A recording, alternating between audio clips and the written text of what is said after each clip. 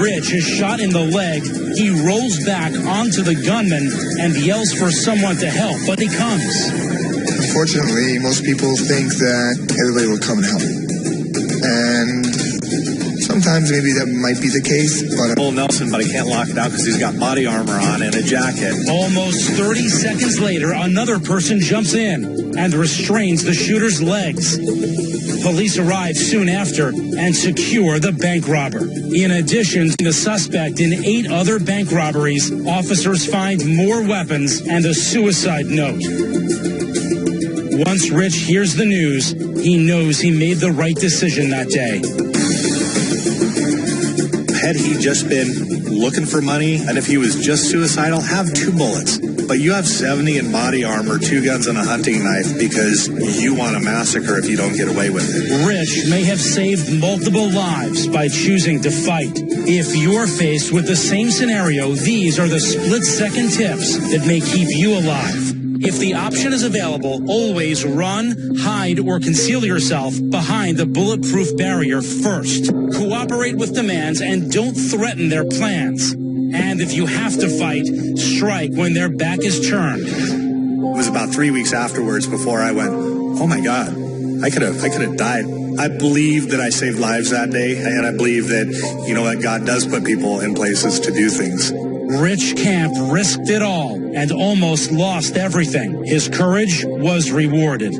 My twin boys were born within 20 hours of the shooting 1 year later. So I learned just how lucky we are to be here. Next up, how far would you go to save another person's life? At that point, we didn't know if the trains were shut off. And then, would you know how to escape if your rideshare driver won't stop the car? This driver does not want to take me home. I don't know where he's taking me.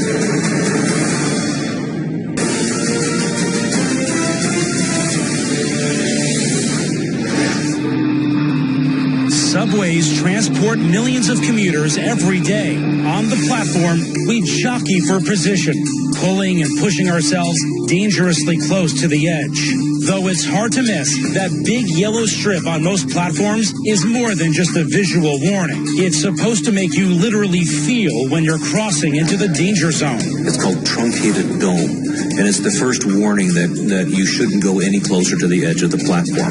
Doesn't matter what kind of shoe you're wearing, rubber-soled or leather-soled, or boots or whatever you're wearing. It's thick enough, it's strong enough that you'll be able to feel it.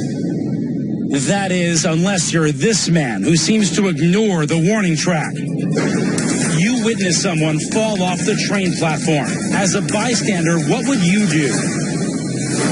A, get on your belly, reach down and try to pull the person to safety. B, quickly check for incoming trains, then jump into the pit to rescue him. Or C, notify a transit employee.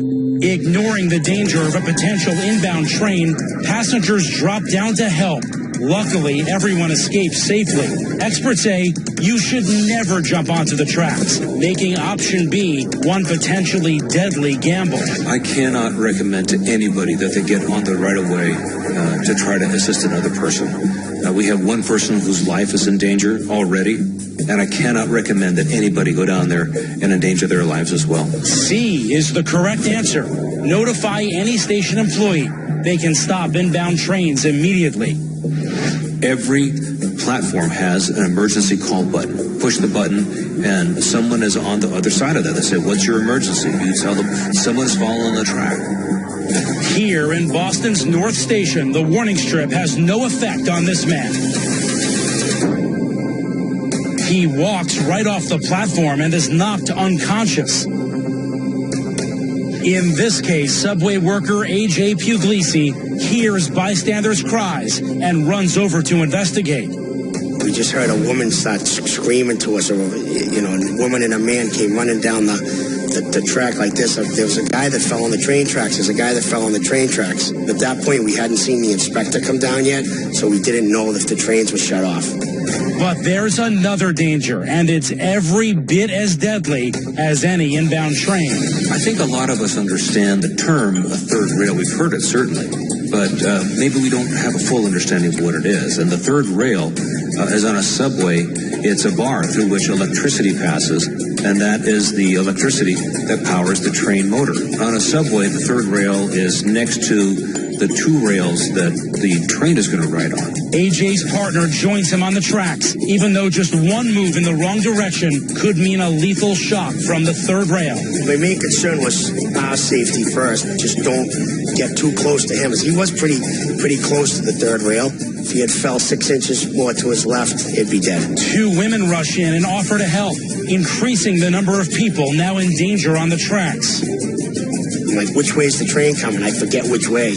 And I know that one side has a light. If you look down, and I knew this from when I was a kid, if you see the light on, that means no train's coming. And I remember the first way I looked down, and I couldn't see the light. And I was like, oh my God. And then I'm like, am I looking at the wrong direction? Which way is this train coming? True or false? Some subway stations have an emergency alcove where you can escape the path of an inbound train. The answer is true. On a subway platform, there's a refuge area, and it's below the platform. You can't see it from above, but it's a 30-inch wide by 30-inch tall refuge alcove, and that's for the event that a train comes and a person's on the right-of-way. Some transit systems have alcoves in the wall, but don't assume your station has one.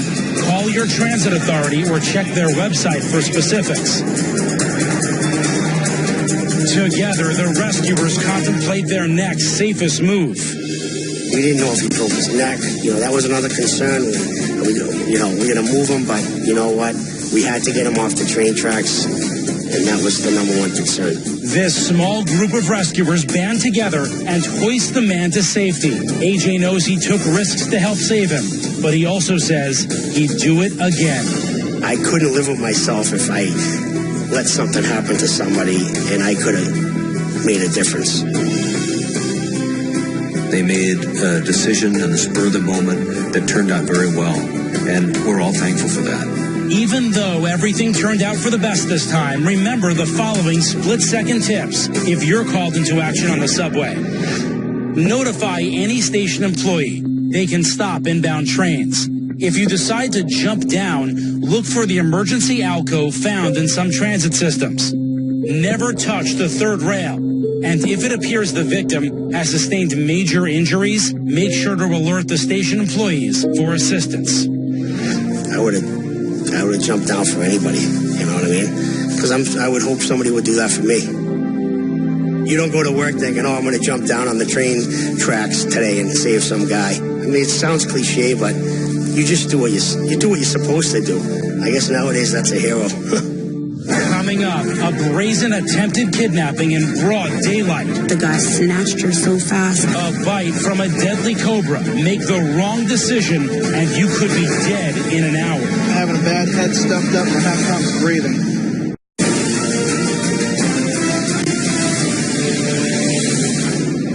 It can happen anywhere, at any moment. The kids are out playing when suddenly one of them gets snatched. This one caught on building security video. True or false? A majority of child abductions are committed by complete strangers. The answer is false. Fewer than 100 of nearly 460,000 reported missing children in 2015 were kidnapped by strangers. Most child abductions, they're usually a family member, where there's a child custody issue of that nature or something like that. When you have a stranger child abduction, it always seems to be a lot more serious because there seems to be more of an intent to do harm to a child that's abducted by a stranger. July 2016. In a Victorville, California cell phone store, a mother walks in with her infant and 4-year-old daughter. Then, as the 4-year-old lingers by the door, it happens.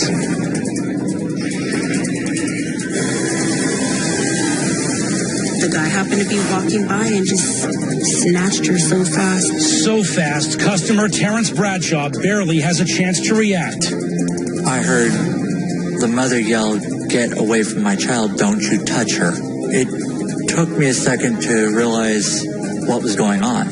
Now put yourself in his place. You've just witnessed a complete stranger try to kidnap someone's child. Besides calling 911, what's your next best move? A, physically attack the kidnapper to get him to let go. B, get in your car and follow the kidnapper so you can give his location to police. Or C, scream, yell, and draw attention to the situation. He was about 6'2", 6'3", 200, 250 pounds. He was a heavy-set man. If I were to engage him, I probably would have ended up hurt. Option A is a risky decision, but what about starting your own civilian pursuit?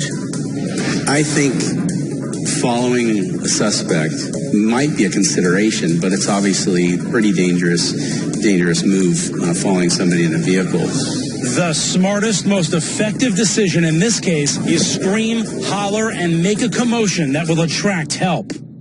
Just getting more people and more witnesses to see what the guy looked like, the better. The screams of the mother is what got me to turn around.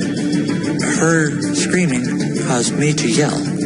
Me yelling caused the neighbors and everybody to run up to this. Because of all the attention caused by the screaming, the kidnapper drops the little girl and runs away. But every case is different. Hernando, Florida, June 2016. A mother shops with her 13-year-old daughter when suddenly, while security cameras record video, a brazen man grabs the girl and tries to drag her out of the store. Her quick-thinking mom grabs her and won't let go. It is amazing to me that he would even have continued this attempted act of kidnapping, even through all what was going on, stuff getting knocked down. It's just surprising that he was so resilient in his actions to try and kidnap this 13-year-old. True or false, during an attempted abduction, it's more effective to throw yourself on top of the child than to grab hold of the kidnapper. The answer is true. By holding on to her own daughter, I think she did the right thing. Instead of trying to grab the suspect, she hold on to the daughter. The suspect's not going to be able to drag them both out of the store, and she probably created a big commotion. If you give advice to your child about what to do if a stranger grabs them, like we see happen in this store's security video, experts say a child should do everything you can to fight back and fight dirty. If I was a child and I was grabbed by a stranger that I didn't know, I would do whatever I could to get away. So if you're a child and you're watching, you want to kick and scream and make as much noise as possible. Fight, bite, do whatever you can. Do whatever you can to get away. Don't go quietly. Though child abductions by strangers are extremely rare, experts suggest you always stay alert and remember these split-second tips. Bystanders should yell and scream for help. A kidnapped child should immediately fight dirty, bite, kick, punch, and scratch. If you're a parent, guardian, or bystander, push the child to the ground and hold on tight. The mother, screaming and her fast action, definitely is what saved her child. If somebody's being abducted, some child's being abducted, I think as Americans and as citizens, we have an obligation to try and help in any way we can. Next, every second counts when one of the world's deadliest snakes bites. Probably on the phone, like respiratory failure here pretty quick. Then you just got into the wrong ride share. I need to get home. What are you doing? Dude, are you serious? They're more scared of you than you are of them. But when they feel threatened, they have one lethal strike. In the U.S. alone, venomous snakes bite more than 8,000 people each year. David Weathers is a professional snake handler and knows the danger all too well. When it comes to handling venomous snakes, you try to always have somebody around. He keeps dozens of snakes, including this venomous monocled cobra, native to South and Southeast Asia. It is considered one of the deadliest snakes in the world. David is about to find out why. As he prepares to move the cobra to a new sanctuary, it strikes. I literally pulled the whole snake out of the tub attached to my stomach, and I felt the teeth sink into me. David knows there's no time to spare and has a friend drive him to the hospital rather than wait for an ambulance. Get me there quick because I'm having a bad head stuffed up. I'm having problems breathing. It really depends on how much venom got into your bloodstream. So you don't have a lot of time, and then it also depends on your metabolic state, how you react. How would you react? You've just been bitten by one of the deadliest snakes in the world, and you're heading to the hospital. What should your next step be? A, apply a tourniquet and stop the flow of venom to your heart. B, move as little as possible and try to relax. Or C, cut the wound and suck or drain the venom. A lot of people have this idea, if you get bit by a snake, you're supposed to cut the wound open and suck the venom out, things like that old John Wayne style thing. You would have to cut that thing open, cut it deep enough to be at the bottom of where the fang stops, because that's where the venom starts. Well, now I just whacked like 4 veins. I'm dead. I'm bleeding to death. You know what I mean? C is the wrong answer. The monocled cobra's venom can kill in as little as 60 minutes, depending on factors like the amount of venom delivered, a victim's size, and their metabolism. So stopping the flow of poison to your heart may seem like the right idea. Using tourniquets may be appropriate in certain instances, depending on the nature of the bite, the species involved.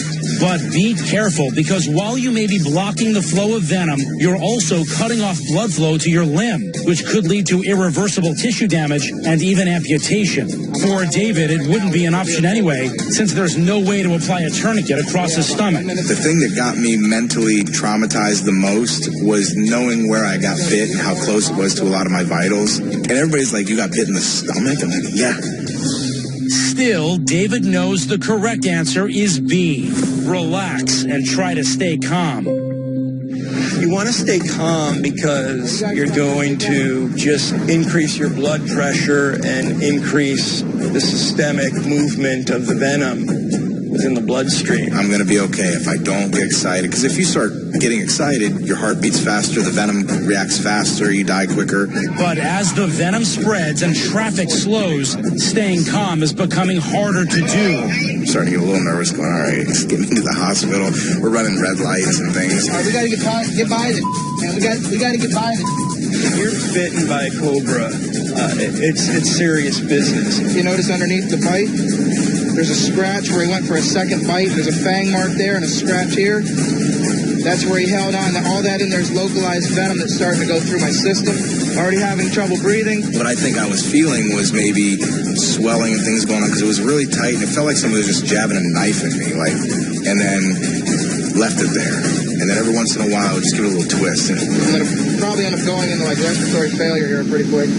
True or false, hospitals can treat most venomous snake bites with antibiotics. The answer is false. There's only one cure. The only treatment for snake venom to counteract snake venom would be the anti-venom. But each venomous snake has its own unique anti-venom, and doctors can't give the right treatment if they don't know the type of snake. However, if you just suffered a venomous snake bite, don't lean in for a closer look. It's dangerous to handle the snake afterwards. You're more likely to get bitten again. The focus is getting medical care immediately. But if you can identify the snake with a cell phone photo, that would be ideal. David knows exactly what bit him, but cobras aren't native to the U.S., and his local hospital doesn't have the anti-venom on hand. By the time it arrives 5 hours later, he's not even sure he wants it anymore. Nothing's gotten worse. It's not getting better, but it's not getting swelling's staying where it was. It's not discoloring anymore. It's not any more painful. Really going to try to release myself out of the hospital and just go home at this moment. As a professional snake handler, he hesitates, knowing the anti-venom becomes less effective each time it's administered to the same person. But experts always recommend taking the anti-venom. So the anti-venom guy finally says, listen, they're not telling you everything, but you're in preliminary renal failure right now. Your kidneys aren't functioning. If you don't get this anti-venom, you're going to die. So I said, all right, this is coming from a friend of mine. So I was like, all right, well, let's get this anti-venom rolling. I need it. Let's do that. Even with the anti-venom, it takes David months to fully recover, but he knows he's lucky to be alive. If you ever find yourself facing the fangs of a venomous snake, the following tips may just help you survive. Identify the snake if you can do so safely. get to the hospital immediately, relax and slow your heartbeat, and take the antivenom. I do remember vividly when it happened, like telling myself, like, well, what am I going to do? How am I even alive? Like, this thing could have done so much more damage, you know? Coming up. This door is still open because I'm trying to get out and he won't stop. A rideshare driver holds you hostage. Can you make it out alive?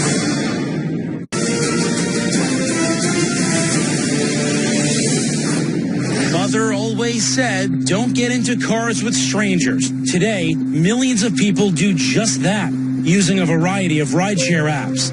It takes the trust of both rider and driver to make it work, and usually it does. But what happens when a rideshare goes wrong? In February 2016, Washington, D.C. resident Desiree Taylor hails a rideshare service with a friend to get home from a downtown bar. But when she asks the driver to make a separate stop to drop off her friend, the driver refuses, and things turn tense, especially once Desiree's friend gets out to calm the situation and decides to walk home. After he gets out of the car, I expressed my feelings towards the driver and said that what he did was unprofessional and that we were going to write a bad review on him. At that point, he seemed to get more flustered, more upset. The driver tries to kick Desiree out, but since it's late in a dangerous neighborhood, she says no. Instead, she starts filming the encounter. So you're kicking me out of the car because of what again? As I'm filming, he decides to make this violent U-turn. Do you not want to say you're not taking me to my destination? Are you serious? My heart pretty much dropped. You're driving somewhere else. What are you doing? It's not clear if the driver is not answering in an effort to avoid arguing, but Desiree is disturbed by the silent treatment. He tuned her out, and he exhibited that silent rage. This is the most dangerous kind of rage. And now you're getting taken for a ride. If you're being held against your will by a runaway rideshare driver, first dial 911. Just him hearing that she's on the phone with 911 and describing what the vehicle is to the 911 operator, hopefully it would scare him enough. Even if you were on hold with 911 and you could pretend that you're talking to the operator and say, you know, I've just been abducted, I'm in this car. But after calling 911, what's the next best action you can take? A, watch for the car to drop below 30 miles per hour, then jump out and roll. B, open a door to signal other drivers you need help. Or C, text family and friends for help and activate the Share Your Location app on your cell phone. Trying to jump out of a moving vehicle is extremely dangerous in all situations. At this point in the ride, option A is out. So what about keeping a door open? The door is open because he won't stop. Keeping the doors open, probably not the safest thing. To have the doors wide open, he can go around and turn and you could fall out. Not even in the right direction of where we're supposed to be going. This door is still open because I'm trying to get out and he won't stop. There's only one safest bet here. If you have a friend that you could text, a lot of the smartphones, you could drop a pin where you are, say, help me, I'm being abducted, and it's going to show you on the corner of, 3rd and Broadway, wherever you may be. After calling 911, option C is the correct answer. And there's another critical action you can take. Keeping the window down so you have an avenue of escape. I think that's really important in that situation. I need to get home. Panic begins to set in as Desiree is now stuck with a grim, silent driver who's weaving and speeding around the city. You're driving somewhere else. What are you doing? I don't know if he wanted to just drop me off far away from my house just to kind of get back at me. I don't know if he was going to take me to an empty parking lot and, God forbid, do something to me. Dude, are you serious? When you find yourself in a situation like this, the calmer you can be, the better. This driver does not want to take me home. He should have taken me to my house. I don't know where he's taking me. To Desiree, it feels like an abduction. So what would you do? You've called 911, friends and family have been notified of your location, but your driver is increasingly erratic and you're in fear for your life. Should you A, jump out the second the driver stops, B, physically attack the driver or grab the keys to stop the car, Or C, engage the driver calmly and keep filming his actions.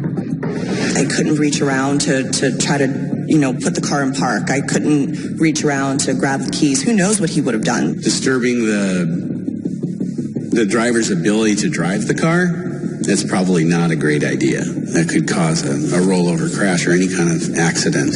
Option B only puts you at more risk. So maybe talking the driver down while you keep recording is the way to go. I don't know if that would be an option for you. You could make it more volatile. This is the driver that you don't want. Because this driver is taking me somewhere else. I have no idea where he's taking me. Perhaps me recording him did escalate the situation a little bit more. For this passenger, it's clear there's no engaging the driver. There's just one decision left. After 2.5 minutes almost of being stuck in this car. Stop. Here's a stop sign. Let's see if you'll stop and let me out. There was a major intersection that we were getting to, a very high traffic intersection. So my split-second decision, the moment that I actually felt the car stop at the stop sign, I got out. Since Desiree is recording while in the car, she calls police when she gets out. Douchebag. But Desiree says they declined to take action. They say the incident is not an abduction, but a misunderstanding over a paid service. Desiree does send her video to the rideshare company, and they fire the driver. Although most rideshares work out fine, it's important to be aware. So remember the following split-second tips. Call 911. Pin and share your location on your cell phone. Don't try to physically interfere with the driver. Keep a nearby window open and exit the vehicle the moment the car stops. Just reliving that scary situation is tough. Just thinking that it could have gone completely wrong. Man, I'm tearing up. I'm sorry. You just never know. And just looking back at it, it's scary. I'm just thankful that I'm here. And I'm thankful that nothing worse came from it.